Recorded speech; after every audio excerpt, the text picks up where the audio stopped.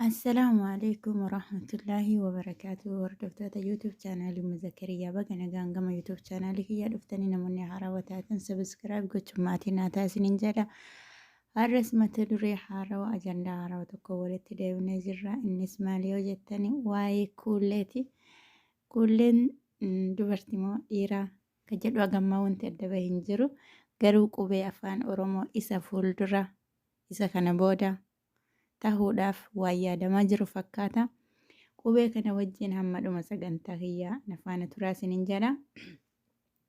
Dhugaa dubbachuu fi qubeen afaan Oromoo inni dura baay'ee bareedaa fi baay'ee kan namatti tolu kan Oromoo hundinuu ittiin barreessuudhaa fi kutaa kutaa osoo wal hin qoodin akkaataa loqoda isaatiin ittiin barreessuudhaaf hedduu nama gargaaru. Akkasumallee qubee afaan Ingiliffaatiin wal fakkaatu waan ta'eef qubee karaa salphaadhaan ittiin barreessuu fi namatti tolu jechaadha. Fakkeenya yoo fudhatte afaan Ingiliffaatiin garaagarummaa hin qabu. Hiikkaan isaa akkaataa itti barreessitu garaagara ta'uu malee baay'ee garaagarummaa guddaa hin qabu jecha afaan Oromoo qubee laatiniiti waan ta'eef. Akkasumallee qubee addunyaa kanarra biyyoonni hedduu itti fayyadamanicha warra akka Indoneesiyaa fa'aatii qubee hedduu bareedduudha jecha. Qubee namni dhufe kun ammoo dhugaa dubbachuuf qubee hedduu nama kolfisiisu akkaataan boca isaa qubee chaayinaatiin garaagarummaa hin qabu. Akkasumallee qubee afaan Amaariffaa fakkaata. Qubee kana irratti yaada garaagaraa fi mormii guddatu geggeeffamaa jira yeroo ammaa kana. Qubeen kun hojiirra yoo osoo oole dhugaa dubbachuuf namni ittiin barreessee waan kana itti fayyadamee hojiirra oolcha jedhee ani waan akkasitti yaadu hin qabu. Maaliif jennaan qubuma isa duraa kan nama hin dhibne kan laatinii kan afaan Ingiliffaatiin walitti dhihaatu kanayyuu ana dabalatee namoonni seeraan hin barreessine baay'eedha jecha dhaloonni ammaa kuni sababa hanqina barreeffamaa hedduutu jira jechaadha. Anarraa dabalatee namoota hedduu jecha hanqina barreeffamaa qabanii sirna tuqaalee isaa guutuu hin danda'anii rakkoo garaagaraati jira. Akkasuma immoo qubeen afaan Oromoo isii nama jirtu tuni aarsaa guddaadhaan dadhabbii guddaadhaan falmii guddaadhaan hamma yeroo isiiyyuu barreessuun hin danda'amne tokko keessatti afaan Oromoo kanayyuu dubbachuu hin dandeenye keessatti qubee hundooftee bara dukkanaa san keessa uummata keenya bira iddoo guddaa fi waan hedduu hawwaa uummanni keenya ture keessaa bilisummaa gaditti afaan Oromootiin baratanii barsiisuudha jechaan.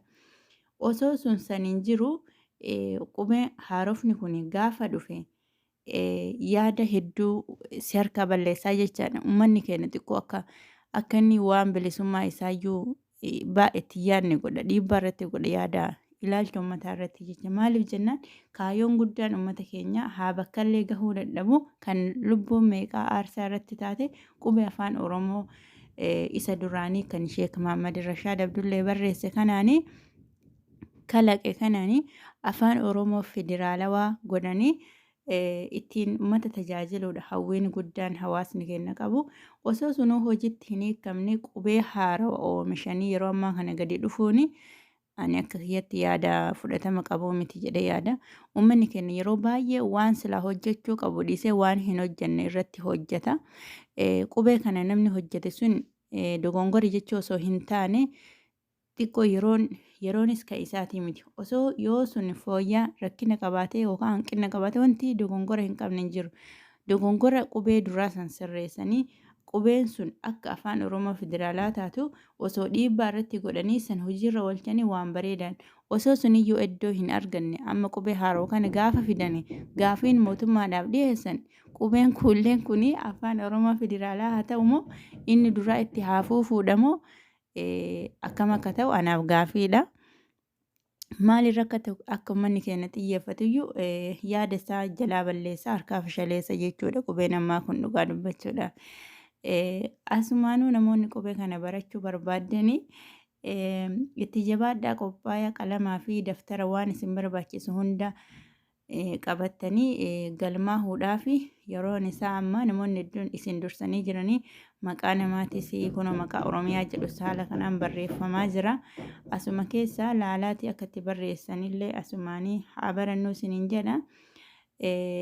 waan hundumaafuu osoo kana irratti tokkummaa uummataallee fashaleessuu baatanii ilaalcha uummanni keenya waliif qabu ilaalcha baay'ee faallaadha. Yeroo namni tokko waa hojjetee gadi bahu hojii san qofa hojii san silaa kan mormamuu qabu hojii san qofa yoo sirriillee hin taane hojiin sun sirrii miti jechuudha malee gandaaf kutaa walitti osoo duuluu baatanii baay'ee gaariidha.